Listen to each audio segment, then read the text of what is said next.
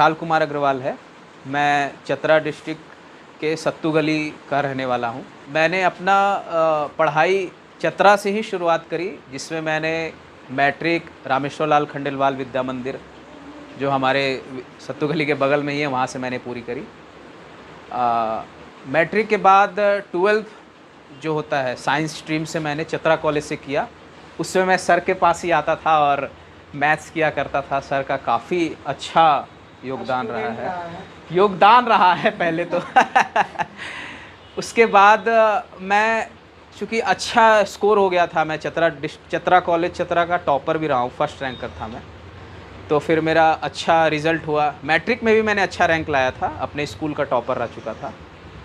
तो 12th में मेरे अच्छे रैंक आए तो मेरी दिल्ली यूनिवर्सिटी में एडमिशन हो गई। दिल्ली यूनिवर्सिटी को ग्रेजुएशन के लिए आर्ट स्ट्रीम में काफ़ी प्रेस्टिजियस इंस्टीट्यूशन माना जाता है।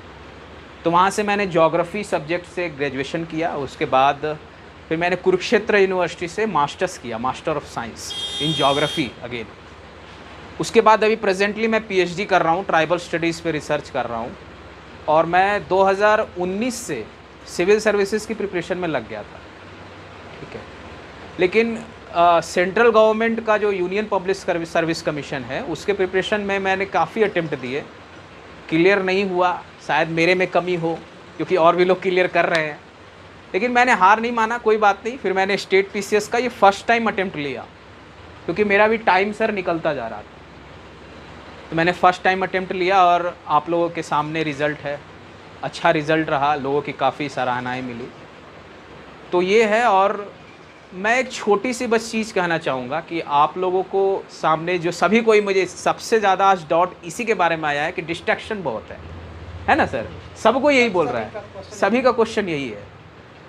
तो डिस्ट्रैक्शन जो होता है ना, ये हमारे लाइफ का एक पार्ट है। इसको आप अलग से मत समझिए कि ये कि एक डिस्ट्रैक्शन है, ये हमारे लाइफ का पार्ट है। तो आपको लेट गो करने आना चाहिए। विकास देवीकीर्ति सर का नाम आप लोग सुने होंगे, बहुत फेमस टीचर है। तो उनका एक कहना है कि लेट गो आपको आना चाहिए। यदि आप लेट गो करने सीख जाते हैं तो आपके लिए कोई भी डिस्ट्रैक्शन नहीं, एक छोटा सा बाधा बन जाएगा, वो तुरंत समाप्त हो जाएगा। समझ गए? तो डिस्ट्रैक्शन हमारे लाइफ का एक पार्ट है, वो आना ही है। इतनी बड़ी दुनिया में इतनी सारी चीज़ें चल रही हैं, तो छोटी मोटी बाधाएं आती रहेंगी। लेकिन आपको अपने आप को सेल्फ डिटर्मिनेशन, दृढ़ संकल्प जिसको बोलते हैं हम हिंदी में, शायद मैं हिंदी में कमज़ोर हूँ सही बोल रहा हूँगा शायद। तो दृढ़ संकल्प आपको बनाए रखना है, आपको मेहनत करते रहना है। आप फेलियर कई बार होंगे। मैं कई यूपीएससी में कई बार मैं 0.67, 0.18 ऐसे कई बार रुका हूँ, ठीक है। कई एग्ज़ाम्स मैंने दिए हैं और सभी में मैंने फेलियर देखा है। लेकिन मैं एक चीज़ को जानता था कि यदि मैं मेहनत करूँगा तो रिज़ल्ट ज़रूर होगा, चाहे वो 5 साल बाद हो या 10 साल बाद होगा ज़रूर। समझ रहे हो? तो ये चीज़ बनाए रखना है, अपने आप को टूटने नहीं देना है, अपने आप को संजो के रखना है, मेहनत को बचाना है, लोगों के ऊपर वेस्ट नहीं करना है अपनी एनर्जी। जितना हो सके लोगों की मदद करनी है। मैंने आज सर के पास सामने एग्जांपल्स भी बताया, कैसे मैंने ट्राई किया कि मेरे आसपास के लोग मेरे से बेनिफिट ले सकें, है ना। मैं जिसको पढ़ाया आज वो कई लोग टीचर भी है ना। तो इस तरीके से आप हमेशा मदद कीजिए जितना हो सके। हम लोग आजकल लोगों के मन में क्या है ना सर, कि मैं यदि पढ़ा रहा हूँ, किसी को दिखा दूँ तो वो मेरे से आगे निकल जाएगा। और ये मेंटालिटी वो आपका नाश कर रही है, क्योंकि विद्या को ना कोई ले सकता है ना कोई छीन सकता है। विद्या हमेशा बांटने से बढ़ती है, ये बात रियल है, ये मैंने अपने लाइफ में देखा है।